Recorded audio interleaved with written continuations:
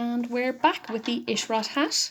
I have done my garter stitch section. I have done a row of double crochet stitches on top of my band here, and I've started into my Tunisian crochet with my first column here. It's got 34 lines all the way down it, which are what I'm going to show you now.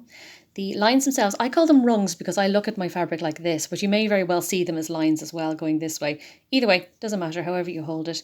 The most important thing to begin with on this is to be able to see those lines themselves. So that little guy there, that little guy, that guy, the whole way down. If you can count 34 of them, then you're probably looking at the right thing. And they work. They're what we're going to pick loops up in for our second column and every subsequent column. The key at the moment is to bear in mind that every Tunisian crochet column is going to end with this little V shape on top. Neither of those loops are a line. They are just the thing on top. We'll deal with them later. They'll come in handy later. But it's actually in the body of the fabric itself, this little guy here, that you can see the difference. That is what we're looking for. That's our first line there, that one with a little bit of grey on it, not the V on top. So what I'm going to do here is I'm going to take my hook and I'm going to slide it like the bolt in a door straight through that first line there. I'm going to yarn over and draw up a loop like so. And you can see that that line now has a little cousin in this one here, and those lines are going to continue along the whole of the hat itself. That's my second one there. And I'm going to pick up a third one. And just as we're getting comfortable, we're going to change the music a little bit. And instead of going through a line and picking up a loop, I'm actually going to do a decrease. I'm going to go through 2 lines, yarn over, and go back through both loops there, like so.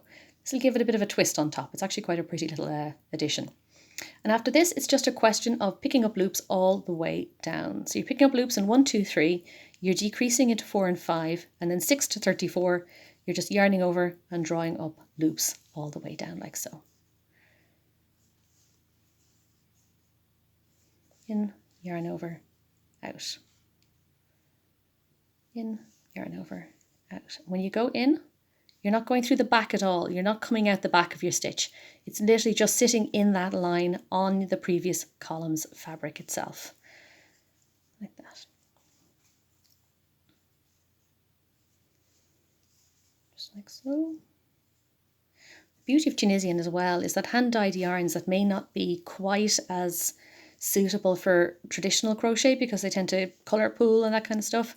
With Tunisian, you've got a wider range of options when it comes to hand-dyed yarns, because when you're working your way down, you're using yarn, and then you're using yarn on the way back up again. So you don't actually get a lot of the same colour pooling you get with traditional crochet because it tends to be diffused a little bit throughout the fabric.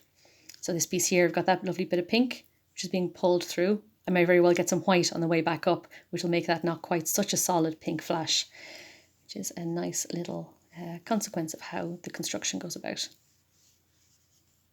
There we go. Next guy here.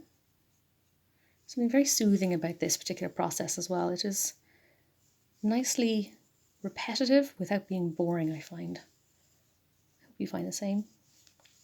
There we go. Okay, so our last one here, slide in there, pick up that last loop, and remember this column isn't part of our hat until we attach it to the band, so I'm going to find the very next V along. This hole here shows you where you were in for the last column, so it's this little dark section here you're going in for the next one. It's right underneath that V. So if you nuzzle your hook straight into that tiny little hole there and just press through, it'll pop straight through on that V itself. One final yarn over, pull through like so, and then the return pass, yarn over through 2 loops the whole way back up. For the record, if you find that you struggle with your loops at the bottom, if you find they fall off the end an awful lot of your short hook, a simple hair bobbin or hair tie of some sort will do the job there, or one of those stitch holders you get for knitting needles that'll hold the stitches on. Those little rubber stopper thingies. I find the rubber stoppers a little bit heavy, the way I hold my crochet hook. I need it to be better weighted. So hair bobbin is usually my go-to if I do find things overcrowding and falling off the cliff at the back of my hook. A little tip there for you. It could also be a sign that you're using yarn that's a little bit too thick because each stitch is taking up a bit more space.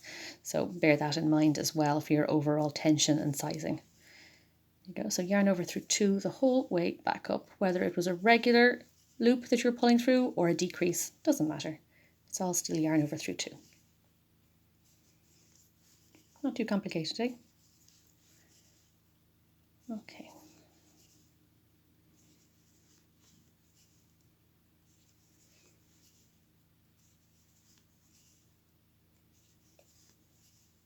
And again, this beautiful yarn here is by Fruitful Fusion. It's her Merino Cashmere Nylon blend. And her stuff is available on Etsy. If you do look in the description of this video, you'll find a link straight to her video and also to the other videos in this, or to her shop and to the other videos in this series as well. There we go. So that is column number 2 officially complete. You're done with your column when you're back to 1 loop on your hook, and you will notice the beautiful thing is that every single one of those loops all the way down has a little cousin coming straight out of it like so. We have our decrease up here as well, which you can see. Those 2 lines there have actually turned into a fork in the road. They've become a little bit of a V or a Y shape there. So if you ever can't find them, that's what you're looking for. It's that little flying duck, that little V shape there. So our 3rd column works exact same as the 2nd one. It's the same exact pattern. You pick up loops in the first 3 as usual, decrease 4 and 5, and then just pick up loops all the way down for the rest of it again. So I threw 3 loops picked up with a loop that was already on the hook.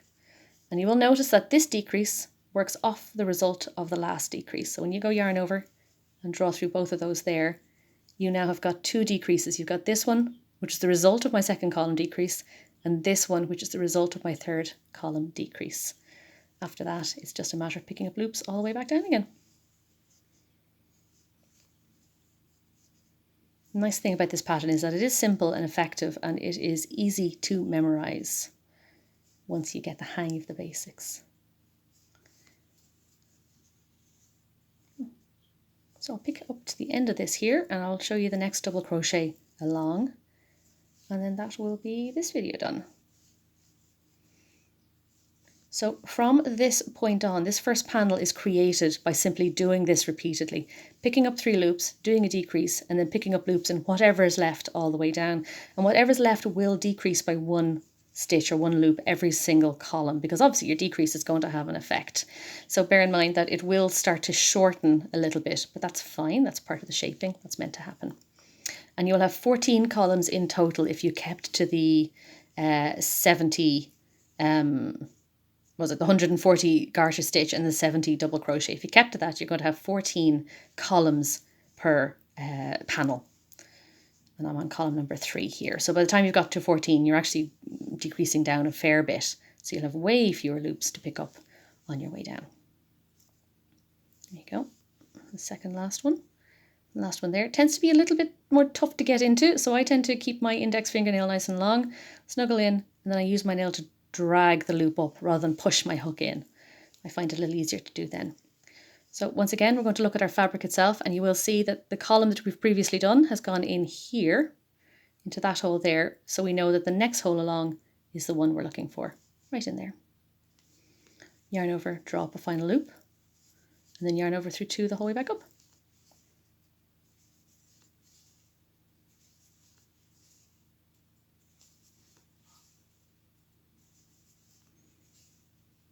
Simply like that.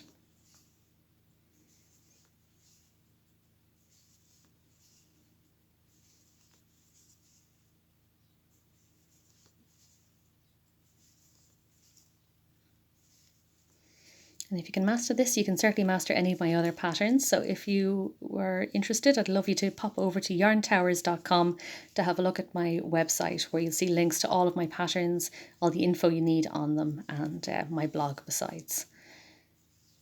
Yeah. Don't you love how my hook is sort of matching this yarn? Totally accidental, but I'm very happy about it. There we go. Almost there.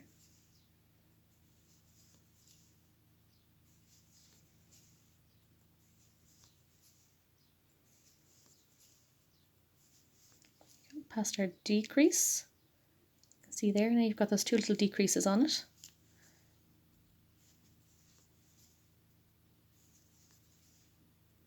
Like so. And you will notice that where you have your decrease, by the way, you end up with a bit of a kink in your work. Again, totally fine, totally part of the shaping itself. Don't worry if you do feel, don't worry, as to say, if there is a bend in your work, it is there as a consequence of the decrease itself. So you continue doing that, excuse me. So you continue doing that for 14 rows. If you're wondering how to count, just look at the top of your work there and you'll see I've got 3 little V shapes already. So when you have 14 lined up, you know you're ready for the next video along. So I'll see you for that in a few minutes.